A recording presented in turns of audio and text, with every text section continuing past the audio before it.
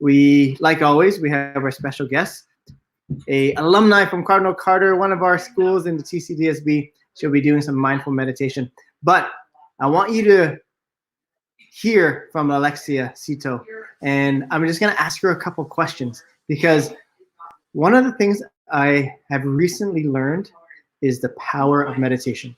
And there's this podcast I listen to, and it's a podcast of different leaders. And what is amazing is that when the host says, hey, what's one thing that you incorporate in your week that you can't live without? Or what's one thing that you have to do every day that has propelled your level of success? And so many of them say meditation.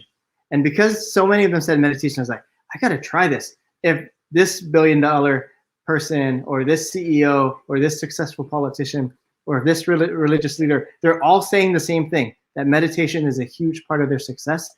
It's definitely something you need to try. So I'm going to call up Alexia to the stage. Hi, Alexia. Hi, Michael. Hi, everybody. Isn't that amazing? Like all of these super amazing, effective leaders are all saying that a contributor to success is taking the time out to meditate. Tell me why. Yeah, that is so next level. I love that sharing. And it's so true, because I mean, what I feel and what I've experienced in my life is giving yourself that space to really connect to your heart, to connect to God, to connect to something bigger than, just our minds, what our minds tell us is possible, and to really cultivate that space of peace. What it does is it gives us a whole new state of being. So it really allows us to be in an entirely new way in our life. And I find that it helps really in every aspect of life, everything we're doing, engaging with people, if we're having fun, if we're with our friends, we're doing sports, it can help us physically, emotionally, mentally, like on so many different levels. So it's so much more than just taking some minutes to like feel peaceful. You're actually, I like to think of it almost like an arrow. When you pull an arrow back, it springs it forward. So when you give yourself that space to just have some peace and to really cultivate that within you, it can really like spring you forward in your life and make you more productive and more peaceful, like in every area of your life. I love that answer, and I love that analogy of an arrow. I've never heard that before. It's definitely something that springs you forward. Now, one of the reasons why I never got into meditation is because I only thought that meditation happens in a certain way, like a certain cross-leg pose, a certain location. And so can you just inform our students watching that there's way more than one way to meditate? Yes, there are infinite ways to meditate. And one of the most lovely, like amazing things I heard is just that like everything can be a meditation in many ways, because meditation is like a state of being.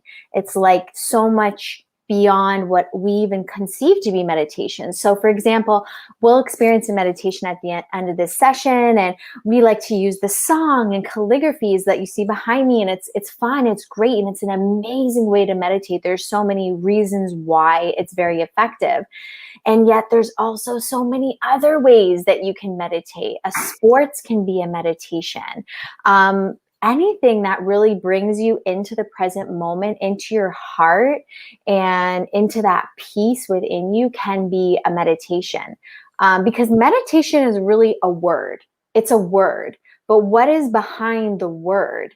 It's an experience. It's a feeling. And that's something for all of us to discover for our own selves in our own lives. Mm-hmm. So if there's infinite ways how to meditate, is there a common thread or theme that separates an activity from a meditation?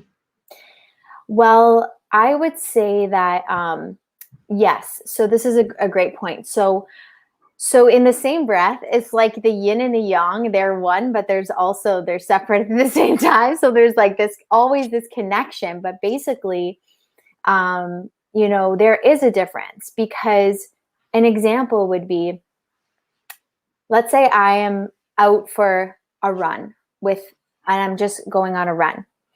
I could go on a run and be really stressed out and angry, and there's all these things, and there's so much activity happening in my heart, in my mind, that what I'm doing, is it bringing me more love, peace, and harmony? Or am I doing this from a place of like anger and frustration? Not that there's something wrong with anger and frustration. We all experience that. But what I find with meditation is that it's bringing you closer to a place of peace. So one thing that you can do to turn things into a meditation is something called the say hello technique, which is taking a moment to actually connect and set an intention for the activity that you're doing, and then holding that intention as much as possible. So another example of that same situation would be, I'm feeling really angry right now and frustrated. I want to go for a run to bring myself some more peace, and taking a moment before you step foot on that pavement, really breathing, closing your eyes, bringing yourself in your heart and saying, my intention of going on this run is to let go of my anger. And if you're, we're in the Catholic District School Board, ask God, please help me to let go of my anger when I'm on this run, and make that connection, say hello. And what that does is it sets a different tone, a different frequency for the activity that you're doing. And then when you're doing that activity, really let that happen, allow for that process to happen. And so then that kind of can turn in, that run just turned into a container to be in this space of presence with yourself, with the higher power, with God, and to really allow for that healing and that transformation to occur. So to me, that's a difference between just doing an activity or actually being in your body, being conscious in the present moment, setting an intention for yourself, and actually empowering yourself to transform and to heal yourself. I love that answer. So until then, Alexia, thank you so much for the knowledge and the wisdom, and we'll see you after. Awesome. Thank you, Michael. Thank you, everybody.